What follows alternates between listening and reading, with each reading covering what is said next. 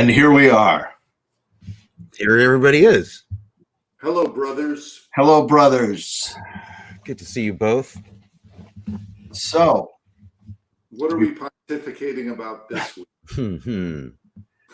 I don't know. I'd like to come up with something to talk about other than what we have to talk about.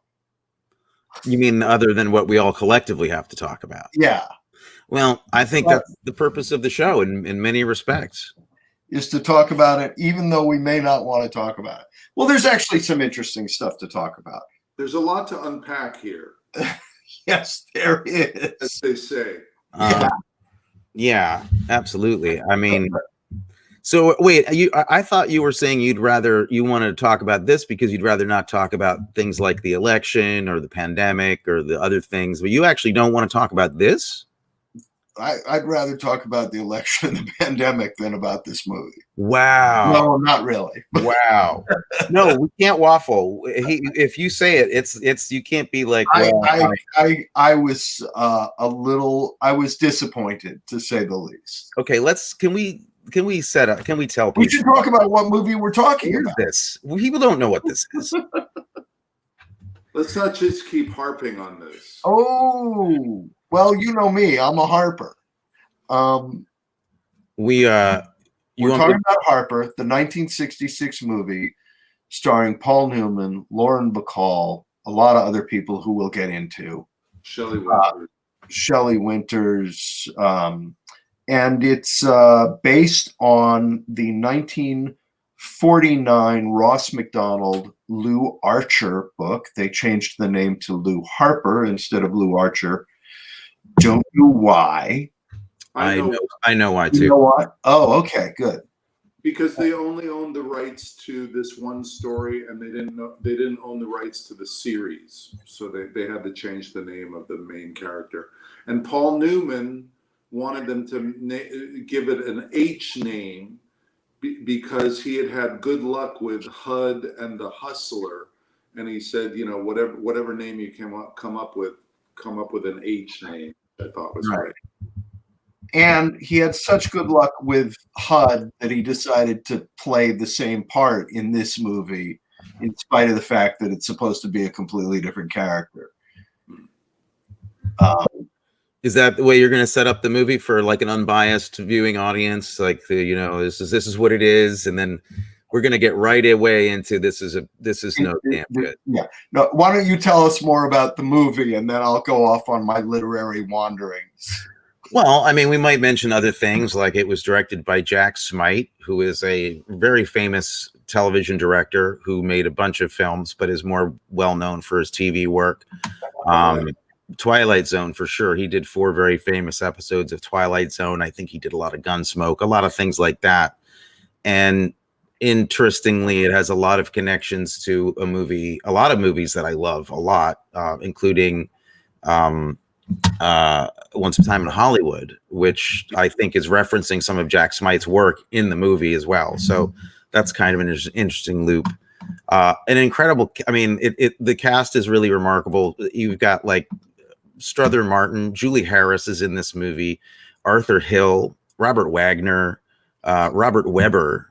And the list does kind of go on. It's really a remarkable collection of people of that time. And it was shot by one of my absolute favorite cinematographers in history, Conrad Hall, who has done, In Cold Blood, and the list goes on of great films that he shot. Butch Cassidy, yeah. Road to Perdition, and yeah. So it's weird because it's a movie that has all these legendary talents in it. The cast is half the casts are legends. It was William Goldman's first solo credit as a screenplay, and in spite of all of that, Well, there's barely a performance in it that you would think these people did anything other than this that was any good. I just every performance I didn't, except Julie Harris's first scene. I thought, wow, there's an actor for a little while. Julia, there's some casting. Julie Harris is a heroin addict, jazz musician, is one of the more remarkable fits in film history. They gave her the role because of her singing. You mentioned Robert Webber, and I just want to point out that he was in 12 Angry Men and The Dirty Dozen. So, and Bring Me the Head of Alfredo Garcia. No, he likes movies about 12 things. Interesting. So that's the movie's deal. You know, it came out in 1966, which I think is a really interesting point to discuss here too. It's very much part of what this movie is and what went wrong. Well, I think it's safe to say that if anybody has watched this movie because we're watching it, I have to say I understand this is the most misogynistic film I think we've seen the entire time that we've been doing this. And I was pretty like shocked and offended by a couple of things that happened in this movie, and I'm you know, I'm not a spring chicken. I don't get shocked or offended pretty easily. But there were some things in this that I was like, wow. Janet Leigh was actually treated better in Psycho than she was in this movie. Yeah, and she's yeah. I did notice one thing about that though, which I thought was worth mentioning, which is that what was interestingly progressive about it was that the casting was age appropriate to Paul Newman, which was interesting. In that Janet Leigh as his wife was born like the same year, or I mean, maybe there's like a 2-year difference between Janet Leigh and Paul Newman. The people that Paul Newman was paired up with in any kind of romantic fashion were age appropriate to him, which was interesting because so often leading ladies are cast who are 15, 20 years younger than their male counterparts. So that part of the film was interesting in spite of its misogyny. That's a good point. I did note that watching it. I was like, wow, they're not usually you'd think of Paul Newman at that time paired up with somebody the age of the young girl who is the daughter of Lauren Bacall's character. And he definitely dismisses her completely, but you find out later he's still kind of carrying the torch for this person. You don't really know the depth of it until a little later on. Yeah, exactly.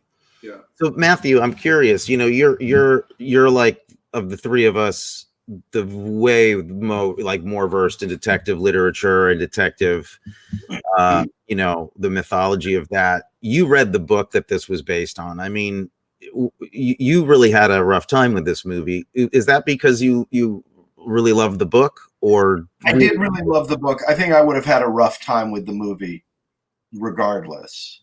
But particularly the way it does not move well from 1949 to 1966 at all. There are a lot of themes in the movie, in the book, that relate to World War II. And with trying to adjust to life and manhood back in this post-war world, and the familiarity with violence, and particularly Robert Wagner's character, who had been a pilot in World War II.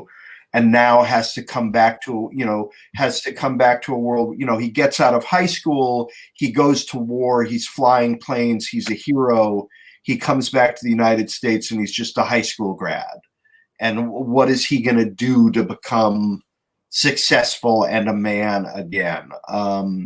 Is it set in Hollywood? I felt all of that from Robert Wagner's book. Yeah. It is set in Hollywood. One very interesting piece of trivia as I was reading the book and I see that the beginning of the book takes place in this town called Santa Teresa, which is clearly a stand-in for Santa Barbara.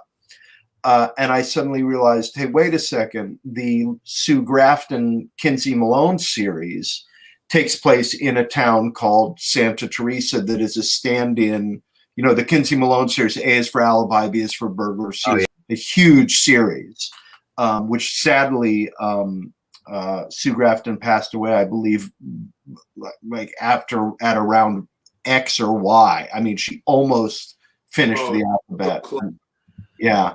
But when I looked it up, her naming her Santa Barbara, naming it Santa Teresa, was her homage to Ross Macdonald, because he was such a founder of this of modern hard-boiled, and Ross Macdonald is really looked on as somebody who transformed the genre, one of the first writers to legitimize it in a way by bringing psychological elements into it, so that it wasn't just this hard-boiled thing, but he brought more literary elements into it.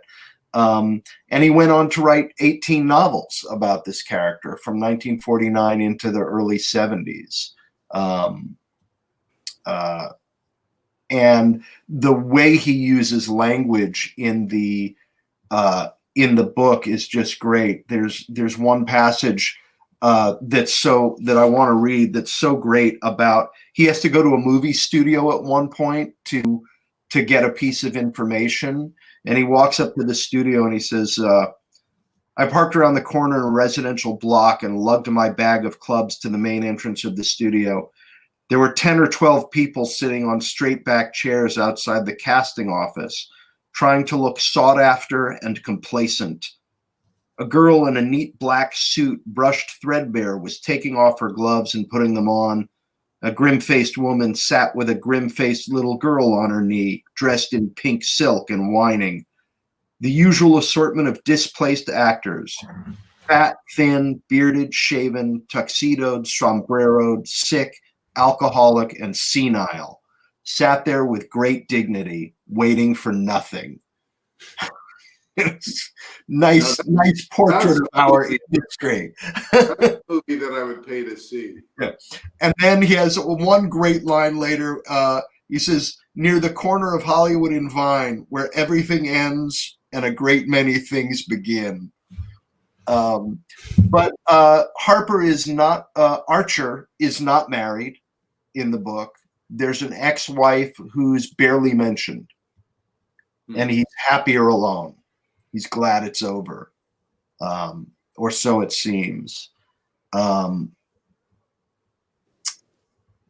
one thing I will say about the casting in the movie is when you read the book and you read the description of Mrs. Sampson and you hear her lines, you do see and hear Lauren Bacall's voice. She is a perfect fit for that role. And so is Arthur Hill a perfect fit for his role. And nobody else fits at all. I have a little piece of trivia about this movie, personal. Okay. And you may have to guess who these people are, but I've actually worked on projects with 3 of the cast members of this movie. Well, I know one is Lauren Bacall. Yes. You don't have to figure it all out right now, and don't go to IMDb because that's cheating. Harold Gould. No. You must have worked with Robert Webber at some point, I would imagine. No. Okay. Robert Wagner? Yeah. And Janet Leigh. When did you work with Janet Leigh? That Halloween H? Was she in Halloween H2? Yeah, she was in Halloween H2. That's right. We should watch that in a couple of weeks. Is what we should do. Worked with Janet Leigh's daughter. The other one. Oh, okay. The other one, Kelly, who looks exactly like her mom. There were, you were reading some of the literary references, Matthew, to the books that this was based on, but there are some choice lines in this movie, I have to say. Here we go. But like when Janet Leigh says to him, she says to Paul Newman, "What do you want from me?" And he says, "Anything I can get." I thought that was excellent. Yeah, that's pretty good. And I like when he says, "The happiness market's crashed, baby." There is some great stuff in it, man. I loved. Speaking of, you were hired by a bitch to find scum. I like the bottom is loaded with nice people, Albert. Only cream and bastards rise. There you go. Well, I mean, without any irony at all, I have two lines that kill me in this movie, and one is all about the delivery because it's my personal favorite Paul Newman moment. I wish I had ripped this because I haven't. And I'm going to say I've got my back against the wall because there's a lot about this movie I'm going to go to bat for. Not the second half of it. I'm going to go to bat heavily for the first half of it. But Paul Newman asking if he can have a sandwich when he's by the pool is the greatest goddamn thing I've seen all year. Yeah. He embodies I don't care better than anybody I've seen in my life. There's a tray of sandwiches sitting out at a poolside thing, and he's at this rich person's house, and he's just been hired to do this job, and he runs into the daughter of the person that hired him, who is this kind of dim-witted girl who's dancing to like opera music by the pool, and her kind of idiotic boyfriend, and Paul Newman doesn't want to be here, and there's just a tray of like endless food out on the porch, and he walks by and they're talking to him and he's completely disinterested and he's just basically starving because we saw him get up, not get his coffee, make this long trip out there. And he's broke and he doesn't have money for food. And the sandwich is like crucial. It's absolutely crucial. And they've set it up perfectly because he can't even make himself a pot of coffee. Right. Like yeah. It's a very famous moment. They actually talked, they were talking about in this article I read about the decision to have that coffee just not work out for him. Yeah. He tries to make the coffee and it is out of fresh, and he actually uses the old grinds from yesterday. And that was the moment that William Goldman said he figured out who the guy was, how to write him, because that was the whole key to the whole character. And I think the audience, this movie was a huge hit, huge. And I mean, I think he was already a star, Paul Newman, but I think this film solidified him in a way that was really, really different. And he had already done he had already done HUD, and he'd already done The Hustler, so he was sure. But he had done like two movies that were great, and a lot of performances that people noticed, and he was on the radar. But it was like whether he was going to be a legend or not, I think was starting to get solidified on this movie. Yeah. Anyway, his casual thing was so great. But Matthew, at the end of the day, I think that you really hit it on the head. If you take the war experience out of these kinds of novels, whether it's World War II or Vietnam or Korea, the characters returning from those wars were the people that define this genre, Yeah. And it feels like it being this happy-go-lucky thing. Yes. So it really did feel like it needed some teeth that it never had. And I never felt like I understood, as much as I really love Paul Newman, I just felt like the construction of the character didn't give me a reason to believe why he could do the things that he could do. It seemed like, I thought maybe for a while, like, is he just an actor that didn't make it in LA that now is a detective? Because he's so good at acting.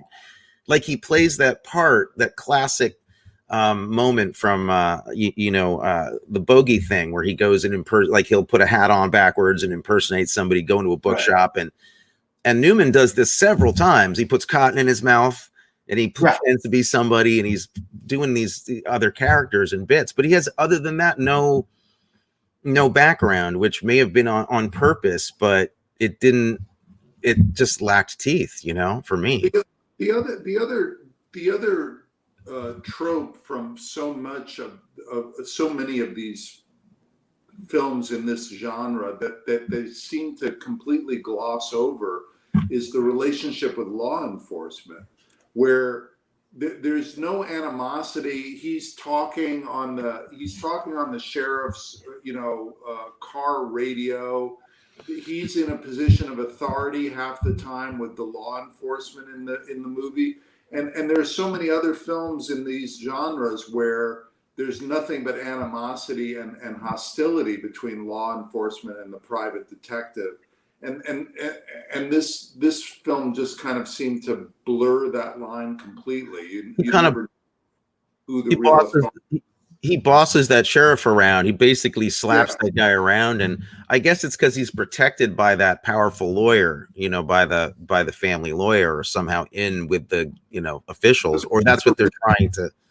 Yeah, that's never really made clear in the movie. There's a little bit of that in the book, but it's made more clear in the book in that he used to work for the Arthur Hill character, and the Arthur Hill character used to be the district attorney, and he was an investigator for a while. This movie was really interesting on a personal level for me watching it, because I remember seeing this film. I don't know if I saw it in the theaters or if I saw it, on television 10 years after it was in the theaters, but I saw it when I was very young. And I remember, I would have been 10 years old when this came out. And I remember being confused by it and thinking it was because I was too young.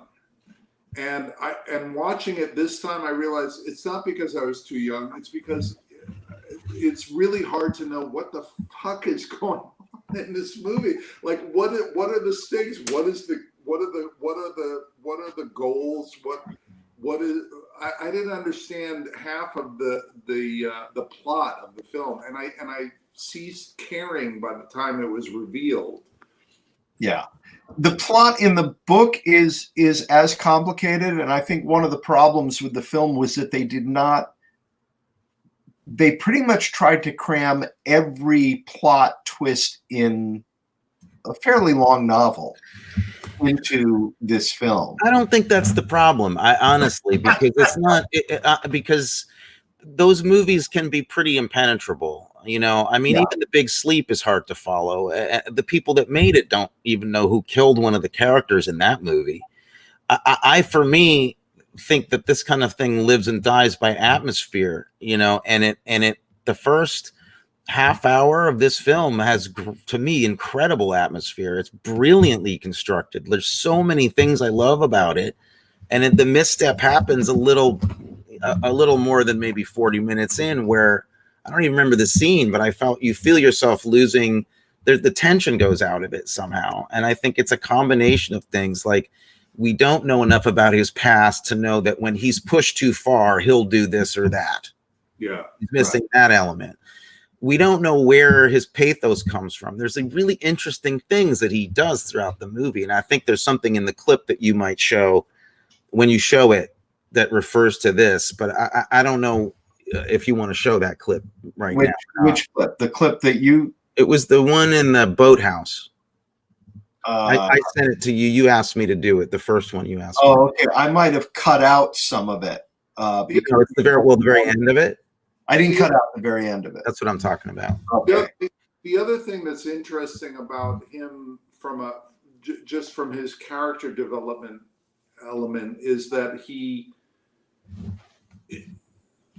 oftentimes in these stories, the protagonist ends up having some kind of complicated relationship with someone that's actually involved in the case.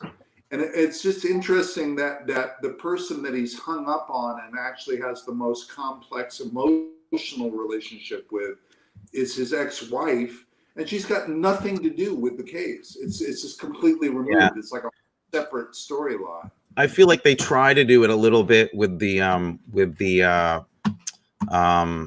who is it? Arthur Hill character. because they have this camaraderie, this friendship at first, and it's not enough of one though. It doesn't matter. It's just that they kind of know each other. So right. In the book, that really matters. Yeah. And in the book, the Pamela Tiffin character, the young woman, is much more interesting. She's still immature, but she plays them off against each other in a very interesting way and complicates their relationship. Mm-hmm. Let's play that clip that you were talking about, Tony, if you want. Yeah. Does she go dance on a diving board though? No. Oh, damn. Well, that book doesn't have everything, then, does it? And the first time we see her, she's in a swimming pool with the Robert Wagner character. And she's coming on to him, and he's angry and pushing her away. He does not want her attentions at all. And yeah. But let's watch that clip, because there's something you want to talk about with it, but then there's something that something completely different that I know I want to talk about with it. So this is a moment where he's being chased by one of the bad guys. We don't know really why, though. Yeah. A little bit hard to understand that part.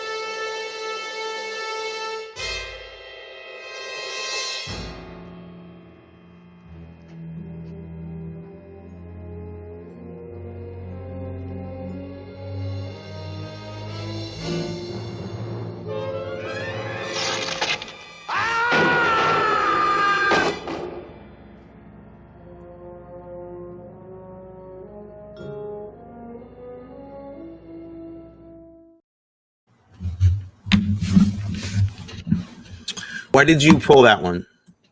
I pulled it because I want to point something out about the music. What did you want to talk about it?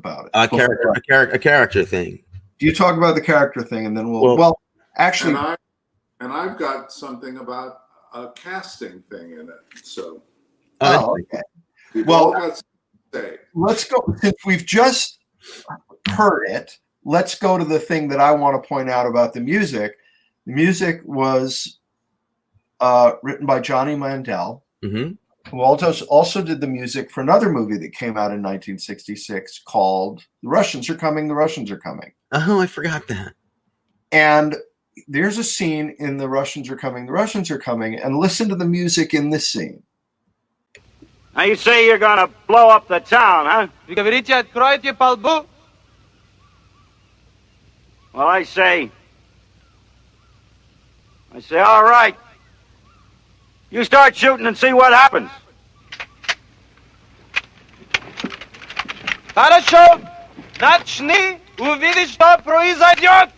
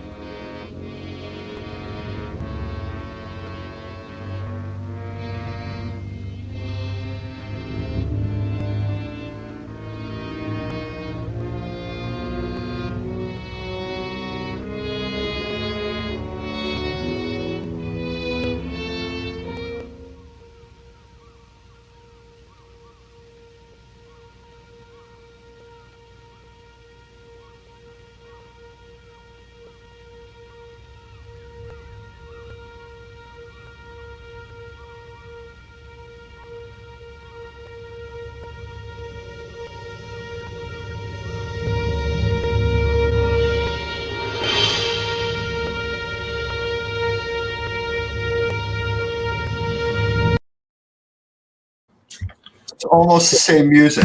It may be the same cue, in fact. It's reversed. The other one starts with that rising note, that one long rising note in the cymbals, and then goes into the boom, boom, boom, boom. It's very Star Trek, actually, also. Yeah, it is very Star Trek. So you had a character thing you wanted to talk about. Yeah, it was the kind of detail that Paul Newman brought to it that's just not in the, I don't know if it's in the script or whatever, but it's his reaction to the death, the guy falling. Yeah. Which is a brutal stunt. I mean, it's not a stunt. They throw a dummy off that thing, but it's really actually effective how that simple guy falling fall stunt. Can you sound is really heavy, yeah. I can hear you. But Paul Newman sees it and like turns away, like really affected by it. Like he really is upset that it had to end that way, it looks like. And I just thought, you know, that's it happens 2 or 3 times in the movie. He actually responds to violence that way, and it's really, really they really lay on it, and it's not an accident. And it was the kind of stuff that I felt like he was trying to bring to the character that the script wasn't, the narrative wasn't supporting it, but he was trying to bring some depth to it. I just thought that moment was great. What about the casting that were you talking about? Well, one thing about that though, because what I thought it was that there was a moment in that shot that you could see that it was a dummy. Like there was a little bit of and I thought that's what he was reacting to. Like, damn, we didn't get the fucking shot. No, you're absolutely misreading the moment. Totally. Totally. You're not allowed to read the books anymore. Movies are different. They're different things. Yes. Well, Adam, what was? I think his reaction was a very manipulative one. It was setting the stage for a man that you would trust to make salad dressing and popcorn. Yeah. Out of nowhere, a little jab at Paul Newman for no reason. No. Man who gave millions and millions to charity. As I was sifting through my frustration with the aspects of this movie that seemed really unrealistic, and thinking about other films in this genre that were that made more of an impact for me, I went to Chinatown, and what's amazing is that Chinatown, as different and as tonally different as that film is, it was only made 8 years after this, and it feels like it was in a completely different universe of filmmaking. Yeah. And the guy that is attacking Paul Newman and falls to his death in this is the guy that's holding Jack Nicholson when Roman Polanski slits his. Oh, is that right? Oh, wow. Yeah. I knew he looked familiar. I didn't place him from that. Wow. Yeah. His name is Roy Johnson, and he was an actor and a stuntman. Mm-hmm. He looks like a stunt guy. Yeah. Yeah, and I find myself wondering if Polanski hired him partially because he was aware of his work in a film like this. Probably. This was a big movie. Now, you know, I'm gonna go to bat for a couple seconds, because there's a lot about this film that knocked me out in the first, like I said, the first half hour or 40 minutes has some filmmaking chops and mojo that just is really, I think, inarguably slick and really cool. I remember being like 11 years old when I saw this movie too. I saw it on TV though. I didn't see it in the theater. It was like after school, like the afternoon special on Channel 11 here. And even as a kid, I didn't know what was going on. I probably didn't even watch the whole movie, but I watched like the opening title sequence, his drive from his apartment to Santa Barbara, and just pulling up there with the credits and the music and everything. It's just so elegant and fantastic. And I think it's proven by, if you went and looked at the opening of the first parts of Once Upon a Time in Hollywood, you'd see how much that drive influenced Tarantino's love of driving in that movie. I mean, there's a lot of it that feels like there's some, like, he places the camera in his Porsche exactly where it is behind Polanski and Sharon Tate in a lot of the driving scenes in that movie. So there's that.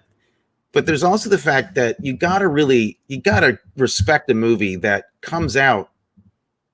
Okay, Chinatown 7 years later, but you've also got unbelievable bows to this movie in Big Lebowski and Once Upon a Time in Hollywood and in Inherent Vice, and also in the Altman movie with Elliot Gould, the Long Goodbye. These are all movies that created the atmosphere of LA noir around Hollywood. And this movie was an inspiration to, I mean, a huge array of genius films. And it was inspired by stuff, sure. I mean, The Big Sleep, there's a lot of references even in it, because Lauren Bacall actually basically plays the wheelchair-bound General Sternhagen, who's her father in The Big Sleep, plays the same character as the woman in the beginning of this who hires him. I mean, there's a lot of references to Kiss Me Deadly, which I think is a better movie because it's about a bad guy. The character in that is not a person we're supposed to like, and he's ruthless and brutal, and the movie is well tuned to that. But I just feel like there's something about this that set the tone for cool, for the LA detective, that was inspirational to a whole generation of people. And I mean, you could say that it feels like it was decades later that Chinatown was made, but 7 years, that movie, this movie made an impact on people. And I think, some of that is to do with, like, I think Jack Smight keeps the first 40 minutes going like clockwork. It's really elegantly done, like really workmanlike. It's really journeyman, but it's really fast and well edited. And I mean, the photography, I could just watch the photography go by for an hour. In general, I agree with you about the first 40 minutes, but there are moments in the first 40 minutes that I also think were like, what the hell? Yeah, agreed. But I felt like, even so for me, Robert Wagner's one of those moments and things where I'm like, nothing is going to make this guy work for me. Like, I can't buy anything that's happening with him. But in the first scene, I thought Jack Smight was working with it. I thought he knew that and was like incorporating that mess into it in a weird way, like P.T.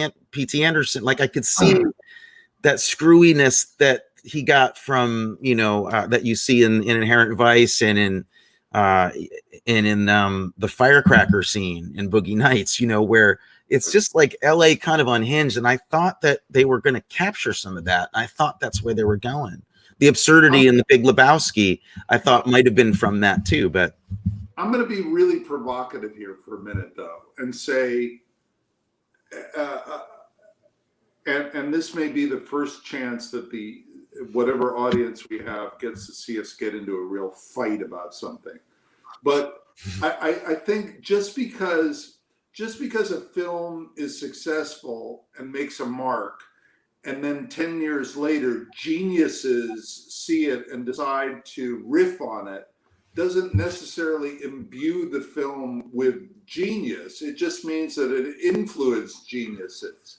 I didn't say anything about genius. I never mentioned genius. It didn't come out of my mouth at all. Through you.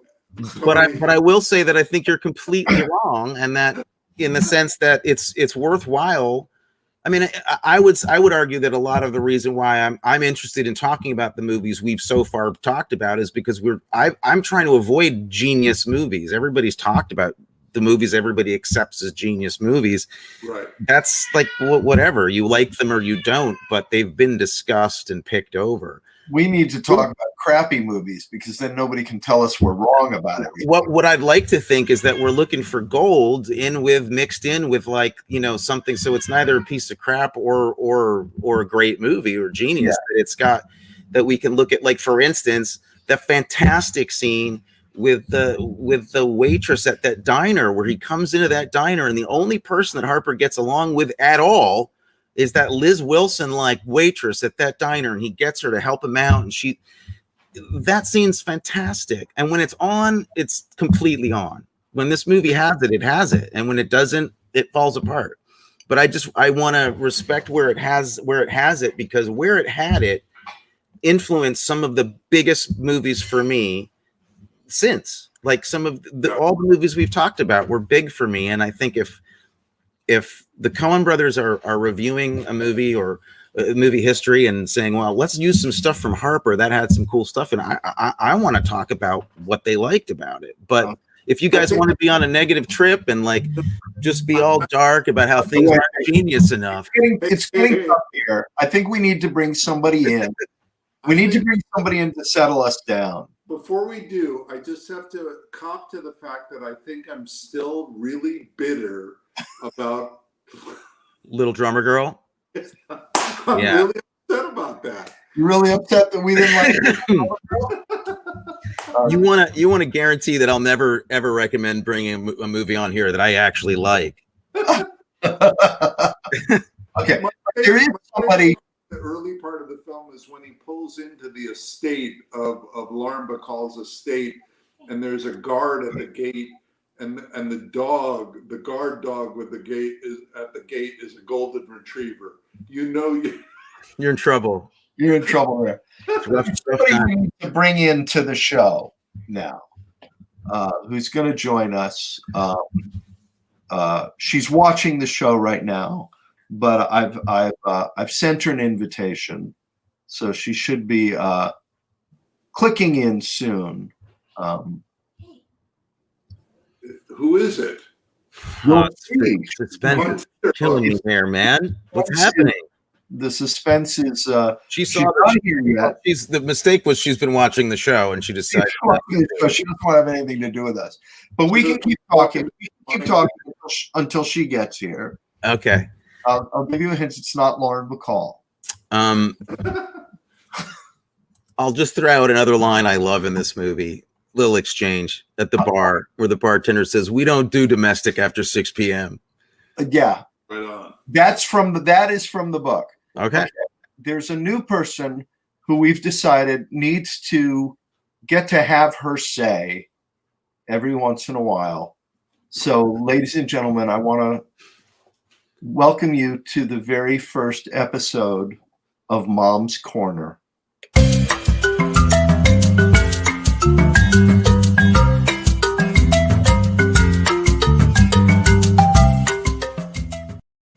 Hey, welcome. Oh, I love that. Oh, those graphics, Matthew. Well, Mom gets to have a say on this movie.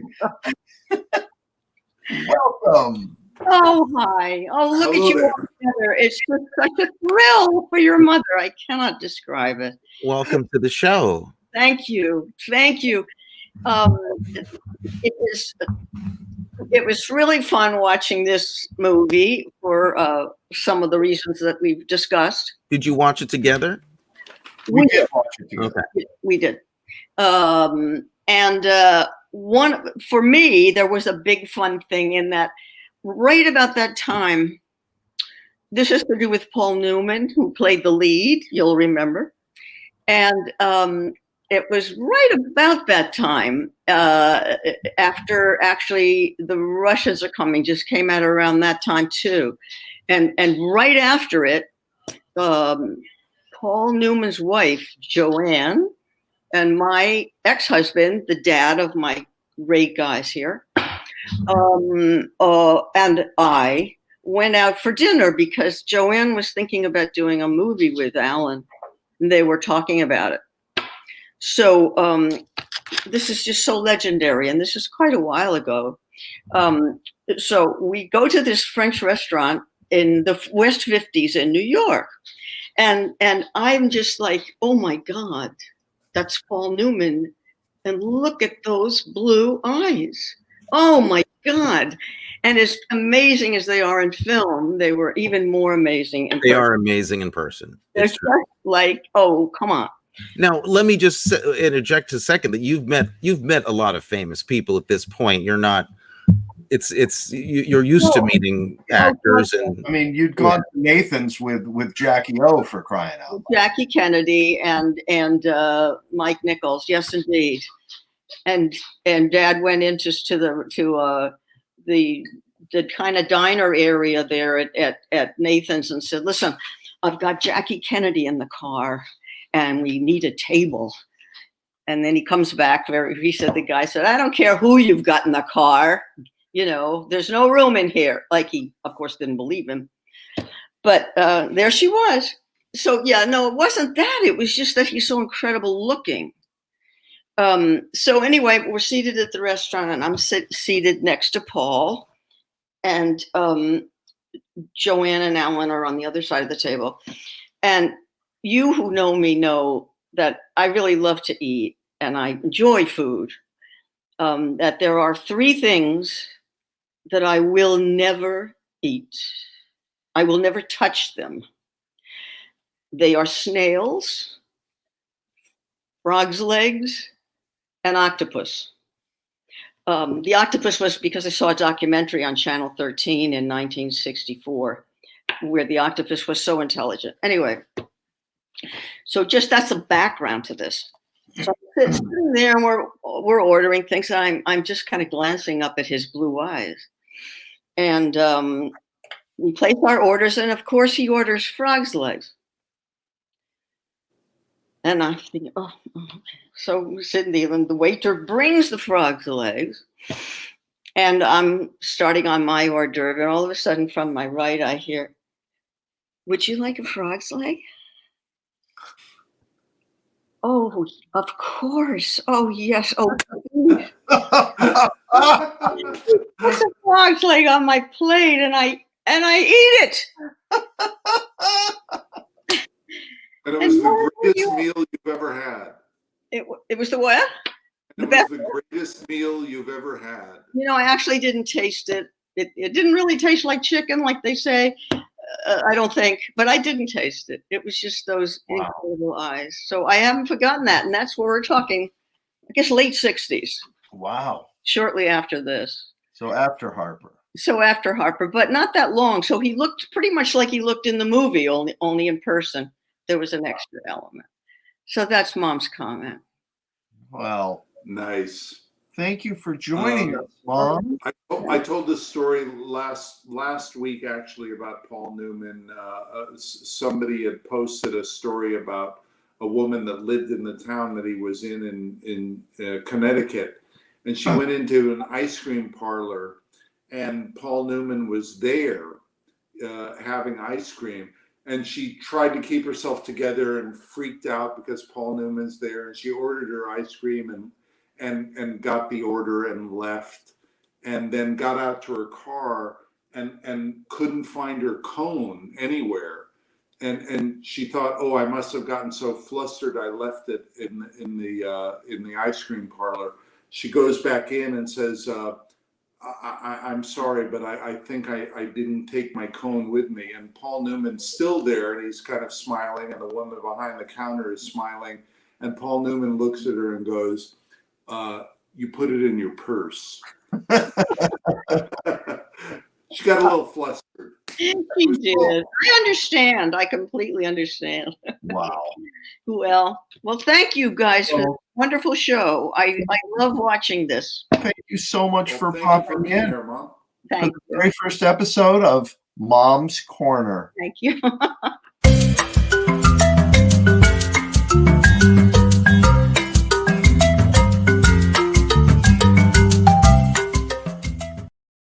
And that was Mom's Corner. I have no sound. You have no sound?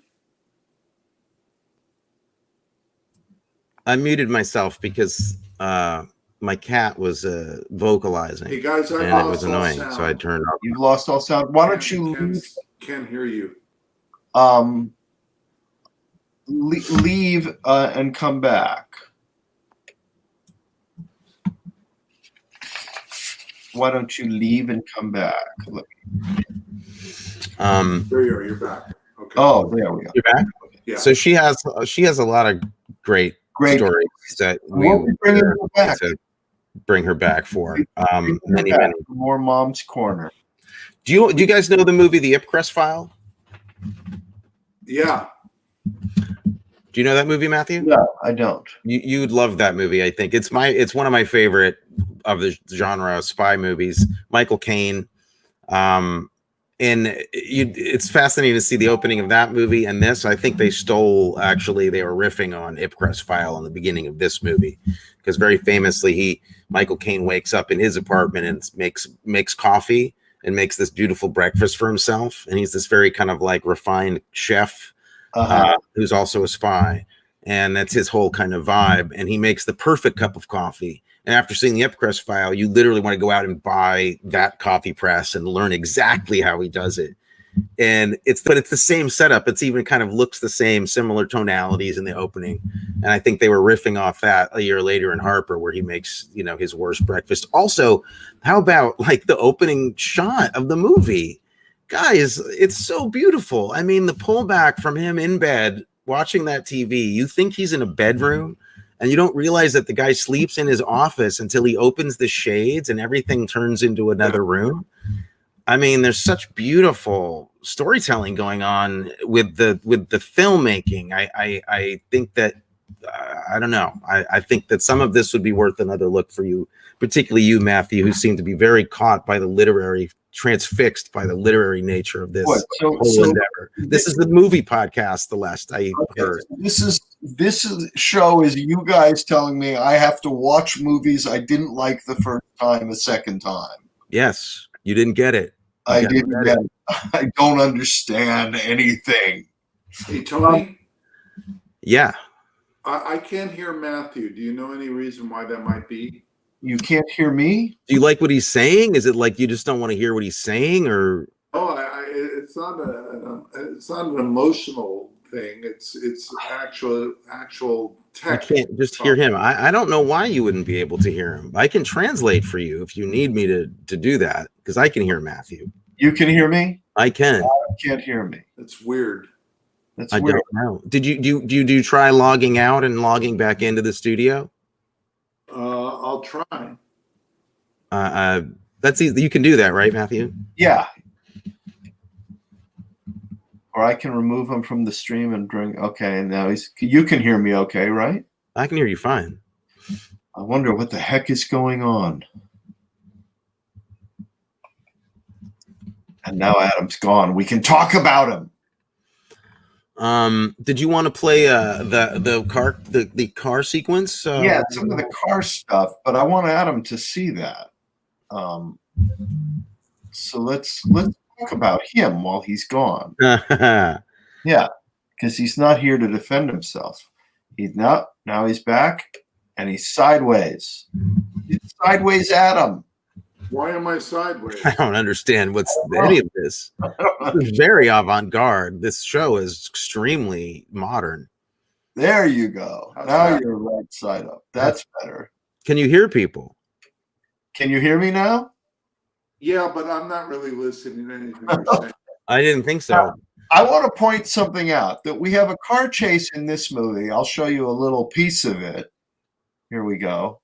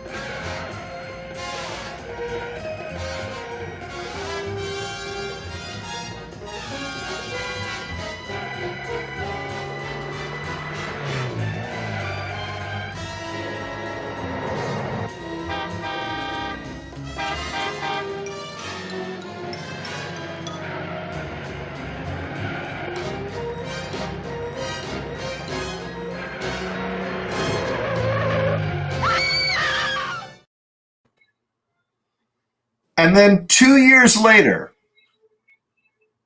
a mere 2 years later, we get this car chase. Clearly, Julie Harris was not a good stunt driver. The lesson is Steve McQueen, don't fight with him against the automobile car chase thing, because he's going to win that. Yeah, I mean, it's a little bit unfair pulling that on any movie, because that, you know, I'm a big fan of Bullet. See, like, here's an example. Like Bullet, I'd never recommend bringing on the show because I love it too much. I couldn't bear to hear you guys like make fun of it the way I know you would. I wouldn't make fun of it. I love that movie, and see, that's a movie that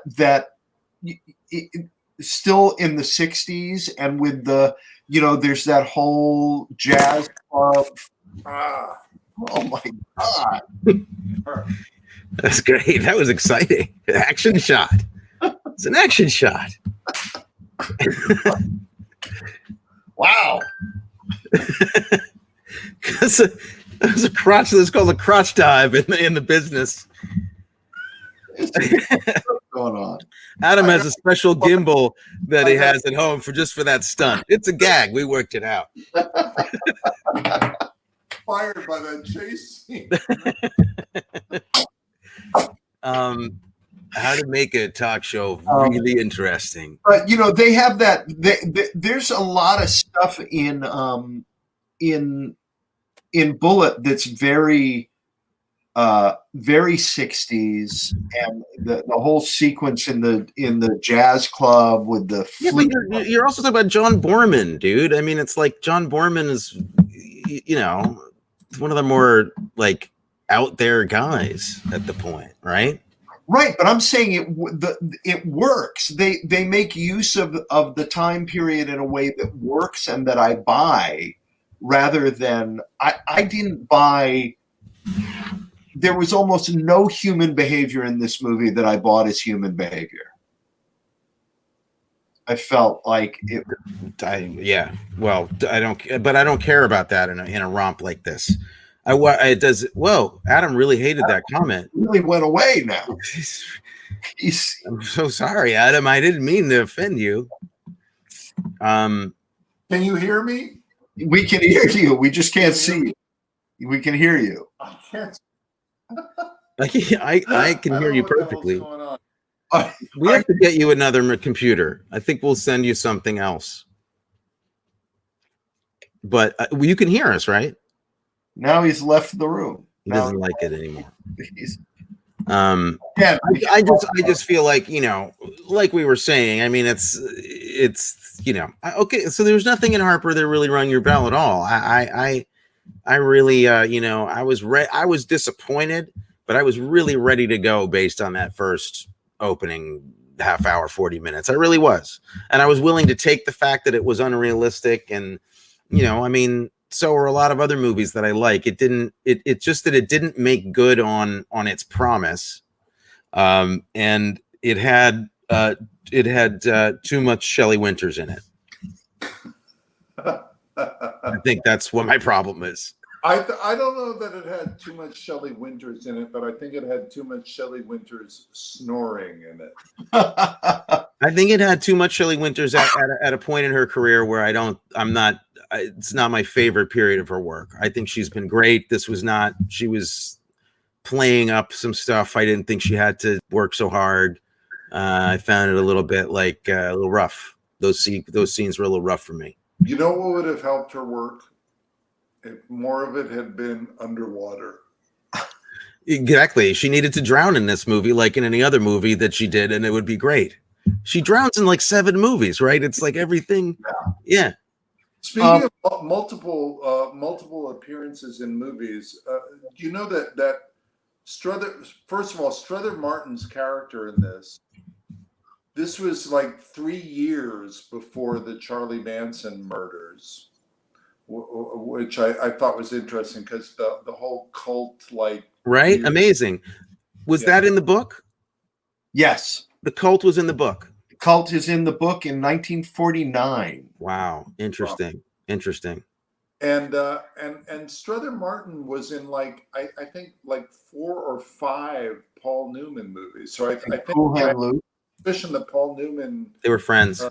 It felt like he was a lucky charm and kept bringing him on. But he was in Cool Hand Luke. He was in Slapshot. Yeah, and I love Strother Martin. That's to me like that scene and that stuff in this movie is weird, but I loved it. Like I loved the weirdness of that whole meeting with him and Strother Martin with the Falcon that he had, and there's some stuff in here that I think is worth it's worth noting, and noting how much of an impact that had, very much like on P.T. Anderson's view of like noir LA. And there was also human trafficking, migrant workers. Yeah, which was the kind of the stand-in for the water, the water thing in Chinatown. There was the underground thing. Also, let's talk about other things I really liked. I thought Robert Webber was amazing. I really like Robert Webber a lot, but I thought, at a time when people playing like really disturbed, unhinged characters in that mold was kind of bright and a little bit new. He really captured that kind of noir character that you just don't want to know anything about. Like, the dark recesses of this guy's world are almost too much for Harper to know anything about. Like, he's really creepy in that movie. What did he keep call? What was his nickname for Old Stick? Old Stick, yeah. What was that about? That was weird. Very strange. But he's how much he wanted to torture people. Like, he was so excited about torturing Julie Harris in this movie. That was, again, like it or not, the influence on Tarantino, again, you can't deny. That's like right out of the handbook. It made a foot fetish. It paved Right. the way for foot fetish filmmakers. Yes, exactly. The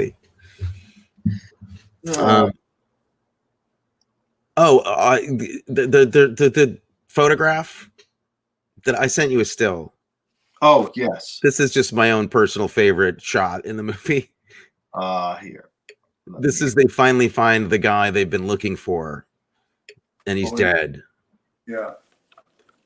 And this is how they find him. That's him by the toilet. And I'm like, wow. Good for you, Jack Smight and Conrad Hall. Like, set this up. We're not gonna have this be mysterious at all how we feel about this guy.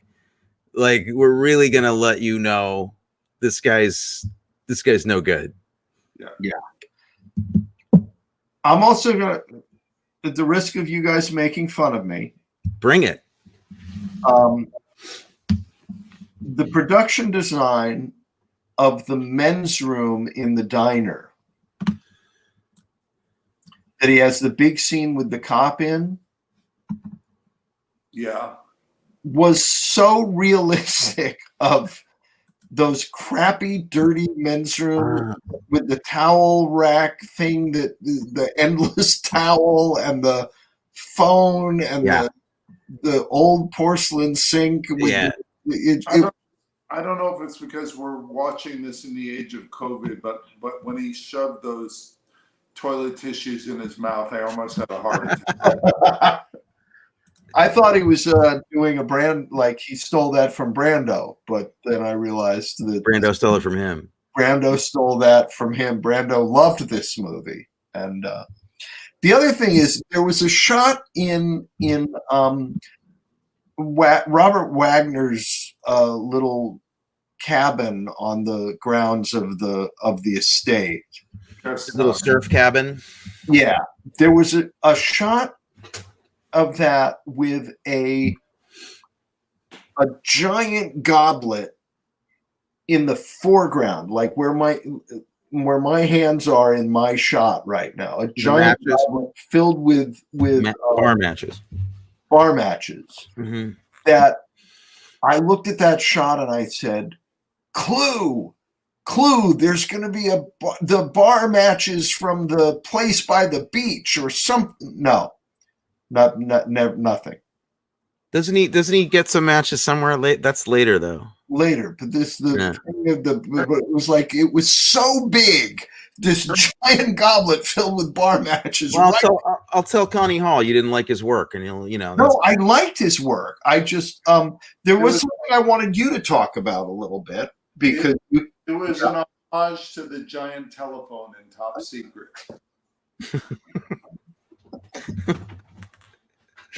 You could talk to me about the plethora of low angle shots. What about it? I can talk to you about the strange choice to do two.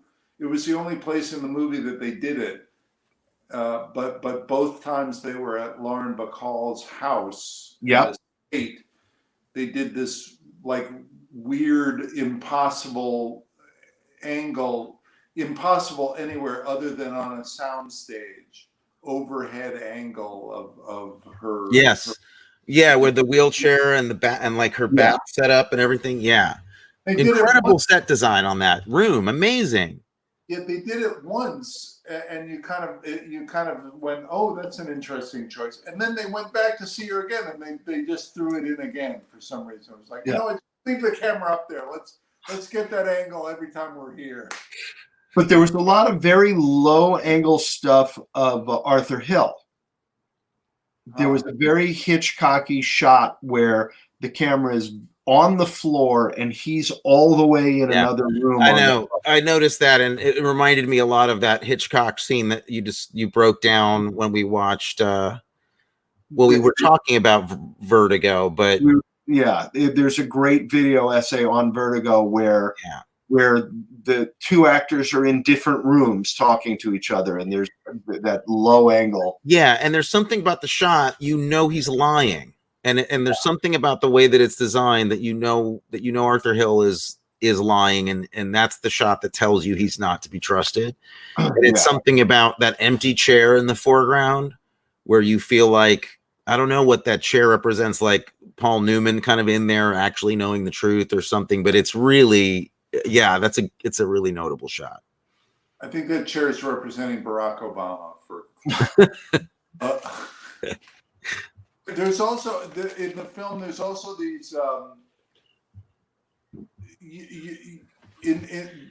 This is where you could kind of occasionally tell that the director had some like television background and training is in these kind of like these snappy transitions from one scene to another. Mm-hmm.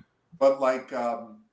Shelley Winters, when they're at the bar in the whole sequence that introduces her character, and she proceeds to get more and more drunk, and at a certain point she starts to pass out, and she kind of falls out of frame, and then boom, lands on a couch, and you realize match cut to her couch fall. Yeah, they've changed locations. There were a few transitions like that were like very, very.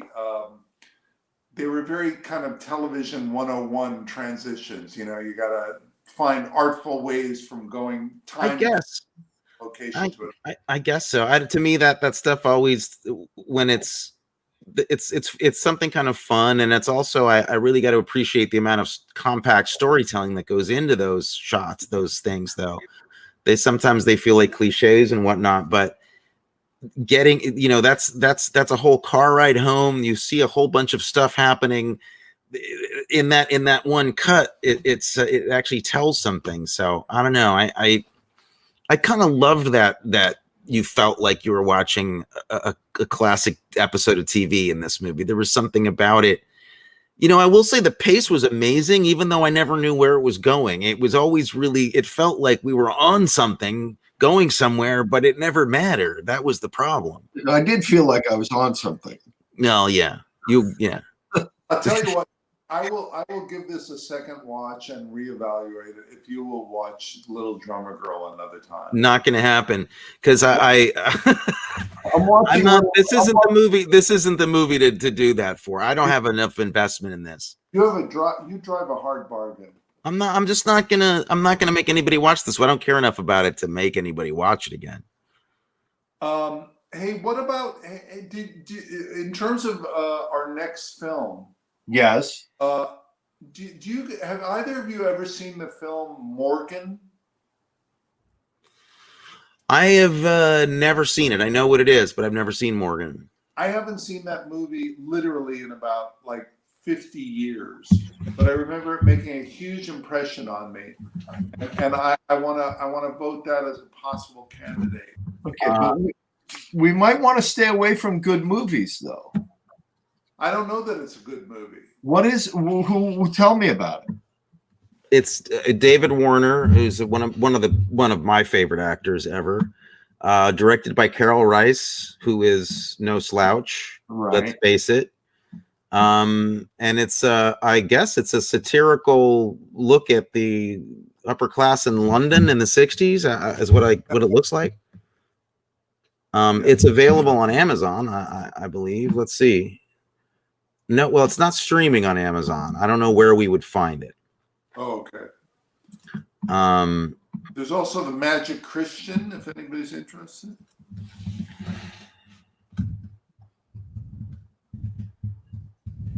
You want to do a comedy?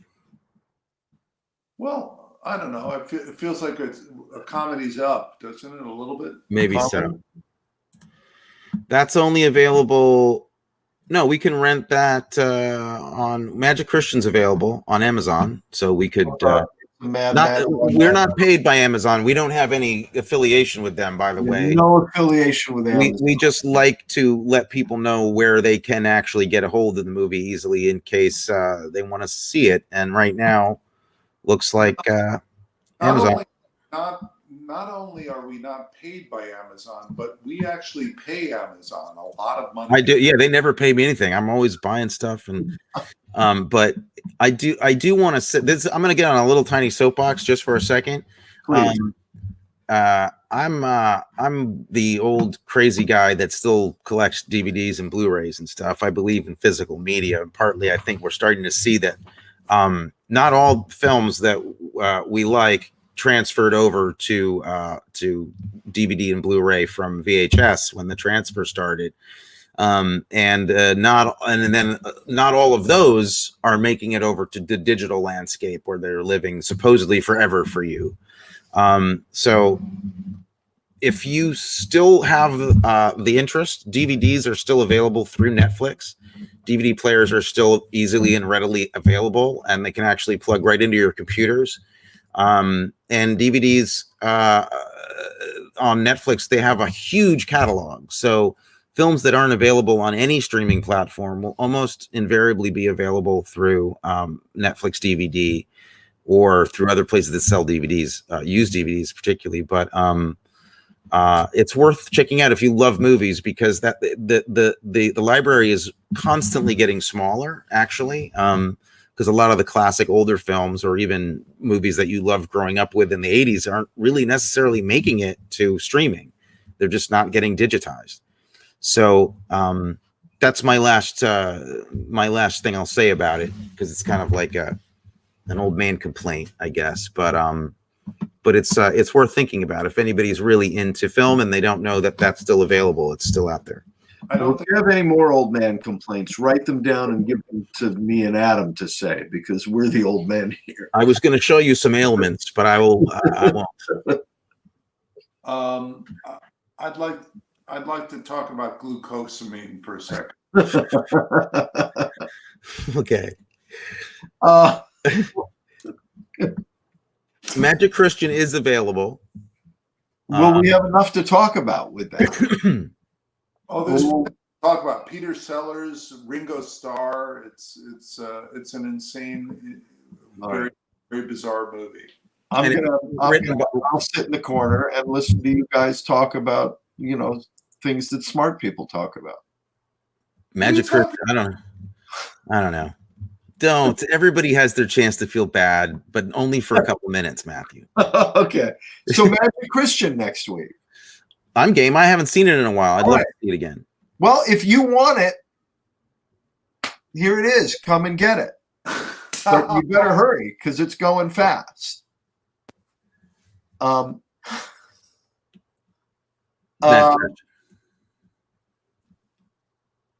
So there we go.